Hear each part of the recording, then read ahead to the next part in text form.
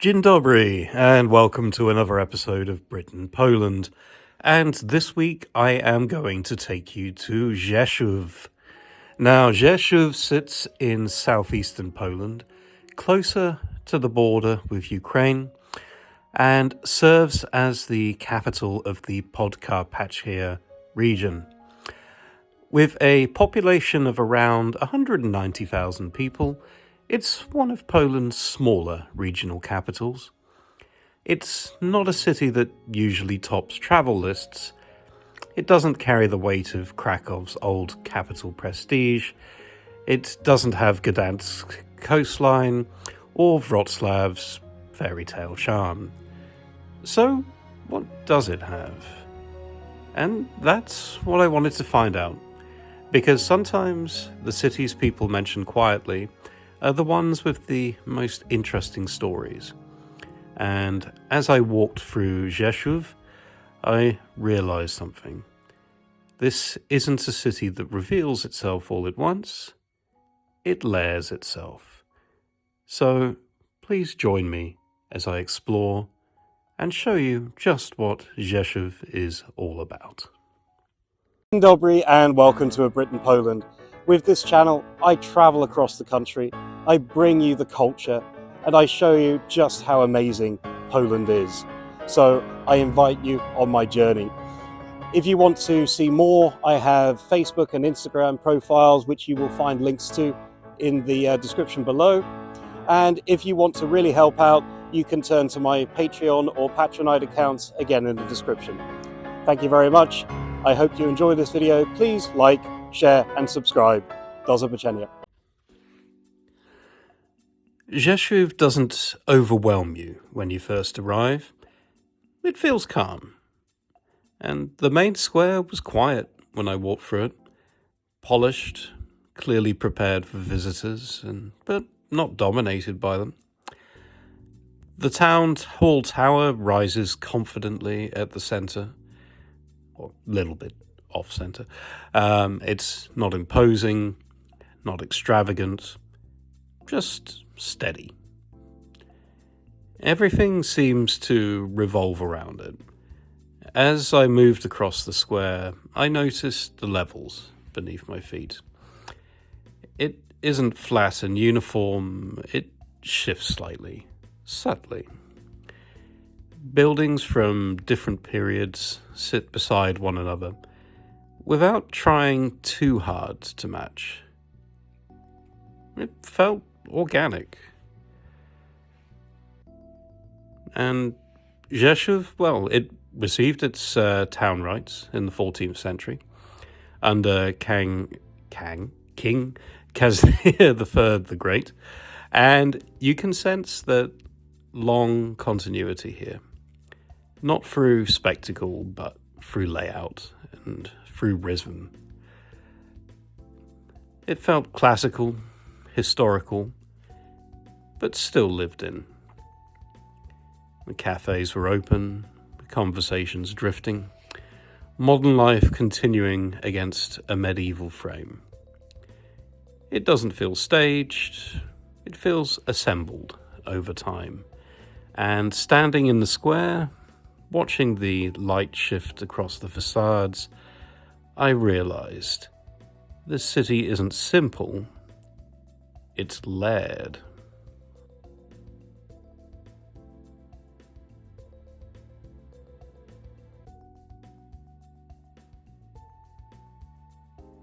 Once I started noticing the layers in Rzeszów's old town, I began looking for how the city expresses itself today. And in Rzeszów, expression often lives on the walls, much like you see in Prague district. All over Poland, Łódź is a wonderful example. And here, some murals lean into history, figures and imagery that connect the present to earlier chapters. Others hint at struggle, harder themes, subtle reminders of endurance and resilience. And then there's a quieter piece, the mural of the girl with headphones. modern and reflective. She isn't a hero or a symbol of conflict. She feels introspective, like a reminder that identity isn't only forged through history or hardship, it's shaped in thought, in creativity, in the individual. History, struggle, and soul. Which brings me to Tadeusz Nalepa. Now, Nalepa appears first as a mural, expressive, almost mid-performance, music painted at scale. But walk a little further, and he appears again, this time in bronze. Same figure, different form, the mural feels alive, the statue feels permanent. That contrast says something. In Rzeszów, culture isn't fleeting, it's embedded.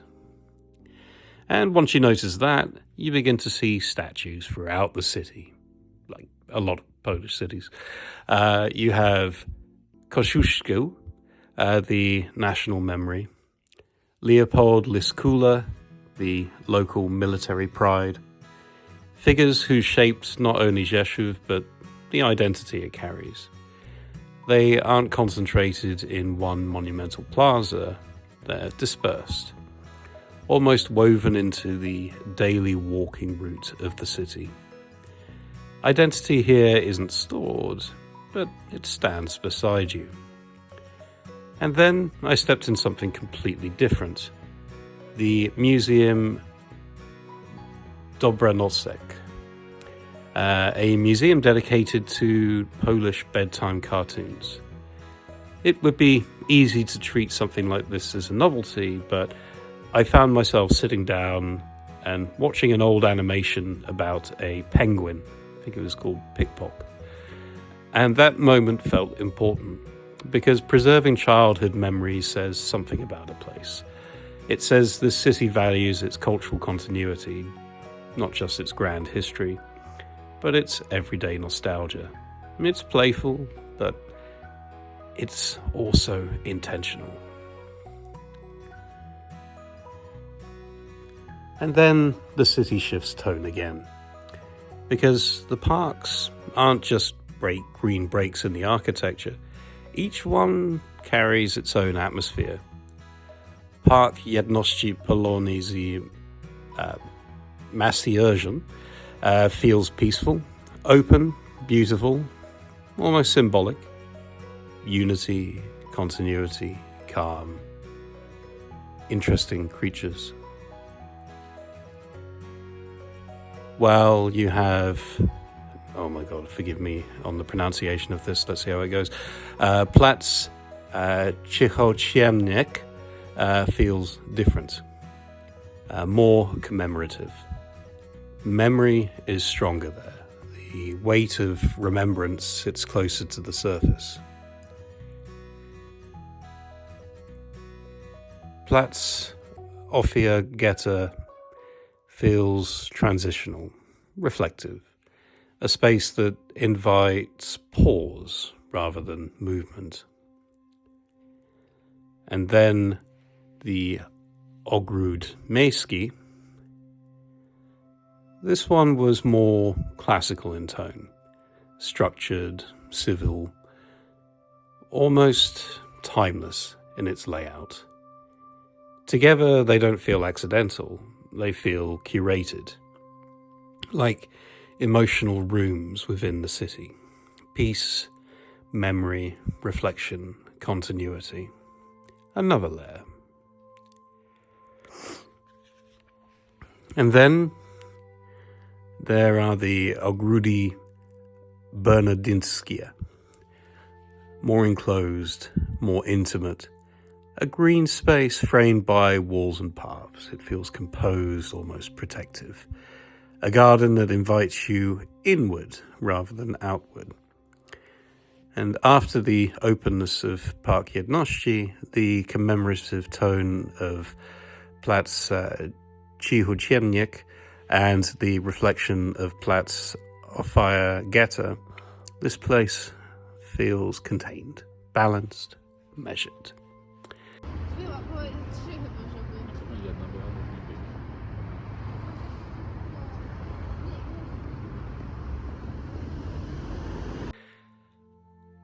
As I moved through the city, another layer became clear. Faith. Not overwhelming, not theatrical, but present. The Basilica of the Assumption rises confidently in the old town, its origins stretching back centuries, fortified in earlier periods, shaped by time, adapted like the city itself. It doesn't dominate the skyline the same way that some Polish churches do, but it anchors it. And that's the feeling throughout Rzeszów. Religion here feels less like spectacle and more like rhythm. You notice it in the architecture, in the placement of crosses, in the quiet flow of people moving in and out. Eastern Poland carries that tone a little bit differently. It's woven into daily life rather than displayed for admiration. Another layer. Faith is one layer of Rzeszów's identity, but not all layers are built in the same spirit. Some are imposed, and one of them towers above the city to this day.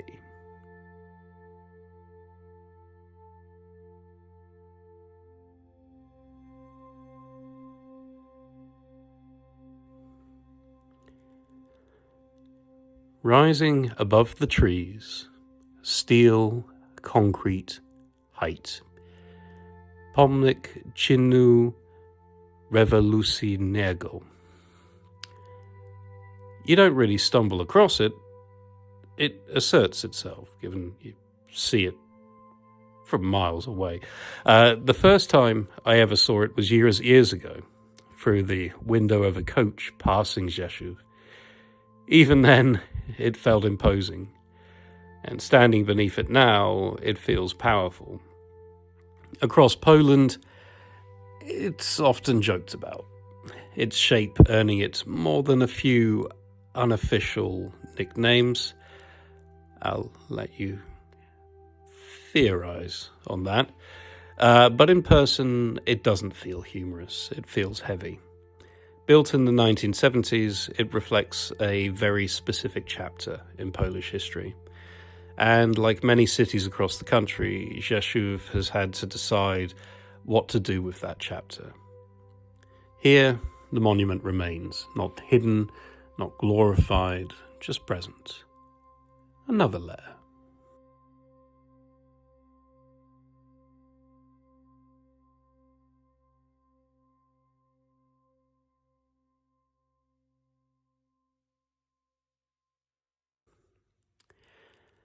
The monument reflects one of Rzeszów's chapters, another chapter in the story, but the city itself is far older. Rzeszów received its town rights in 1354, granted by King Casimir III the Great, who left quite an impression on this region for sure. Its position along key trade routes connecting Krakow with Lwów helped shape its early development. This wasn't a fortress city built for spectacle, but it was a working city, a trading city. And beneath the old town, you can still see that. The Rzeszowskie Piwnice, a network of historic cellars, once formed part of the city's commercial infrastructure. Merchants stored goods here, trade moved through here. The city functioned through spaces like these. Today, they're one of Rzeszów's key tourist attractions. Interactive and modern in presentation, but their purpose was entirely practical. They remind you that Rzeszów grew through commerce, not conquest. The Rzeszowskie Piwnice show you how the city functioned, but above ground, power shaped it too. In the 17th century, Rzeszów came under the ownership of the Lubomirski family, one of the most influential magnate families in the Polish-Lithuanian Commonwealth, and if you've been watching my videos, you will see their name pop up quite a lot. Their presence changed the city's trajectory, and you see that influence most clearly in the Lubomirski castle. The castle isn't perched dramatically above the old town, it sits slightly apart, domineering, but a bit tucked away, almost as if it requires intention to visit.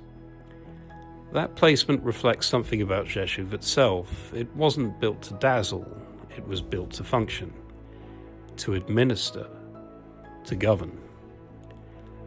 Noble authority shaped the city quietly, not theatrically, and that tone still lingers. And another reason for visiting the castle are the surrounding palaces. It's one of the more picturesque parts of the city, so I do recommend the journey, even if you can't enter the castle itself, sadly. Then you have the partitions. Austrian Galicia. Administrative shifts, new systems layered over old ones. So the 20th century brought war, reconstruction, and significant expansion. After World War II, Rzeszów grew rapidly and became the capital of the Podkarpackie region. Industry developed, particularly in aviation, and today Rzeszów sits at the heart of what's known as Aviation Valley, one of Poland's key aerospace clusters. That industrial base has shaped the modern city. It feels urban, forward-facing, practical. And in recent years, its location in southeastern Poland, relatively close to the Ukrainian border, has also given it increased strategic visibility on the European stage. Not something you necessarily see while walking the old town, but something that quietly reinforces its relevance. Rzeszów may not dominate travel brochures, but it matters.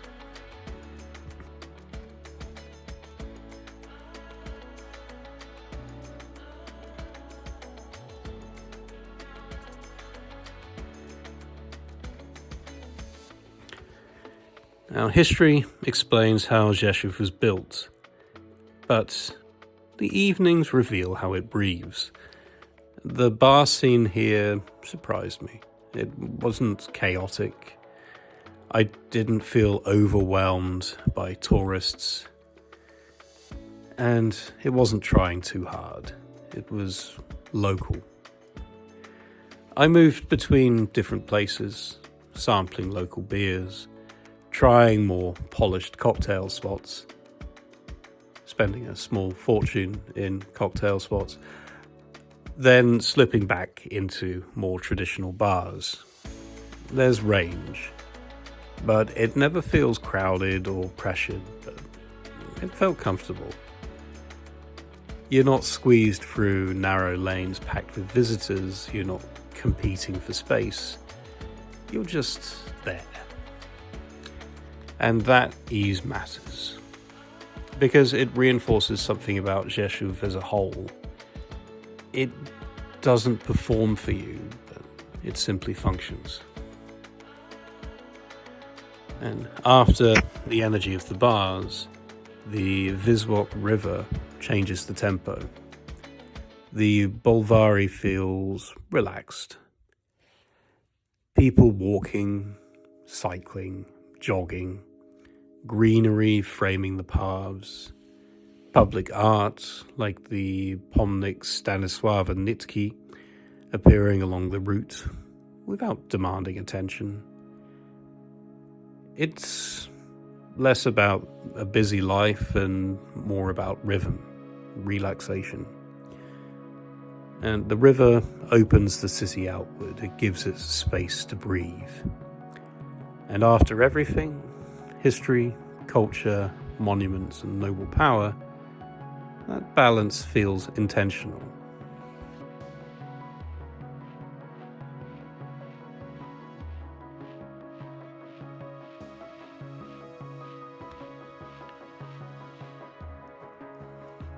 in closing, Rzeszów doesn't overwhelm you.